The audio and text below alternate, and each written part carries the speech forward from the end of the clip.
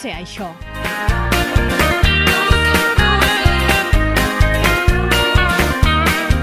Aquesta cara estranyada, Eureka. És que he trobat uns iogurts que hi diu bífidus. Què és això? Un microorganisme, perquè això és un iogurt. El que passa és que aquest iogurt està fermentat amb uns microorganismes que es diuen bífidus i la diferència dels iogurts dels altres iogurts normals és que els microorganismes passen vius al budell i va bé perquè si interaccionen amb la flora i li donen vidilla. I aquesta és la diferència dels iogurts normals als iogurts aquests que són bífidus.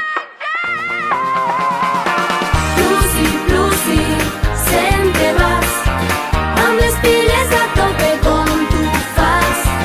Lucy, Lucy, sempre... Els ensucrats són més bons que els naturals? Agraden més, perquè com que porten sucre, però la idea seria que t'acostumessis a menjar-los sense sucre i llavors hi pots ficar fruita i aquesta fruita seria el dolç, perquè si no, si te'ls menges sempre amb sucre, sempre t'agradaran aquests.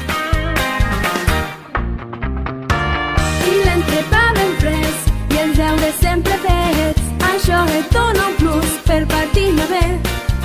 Vaig a dormir aviat.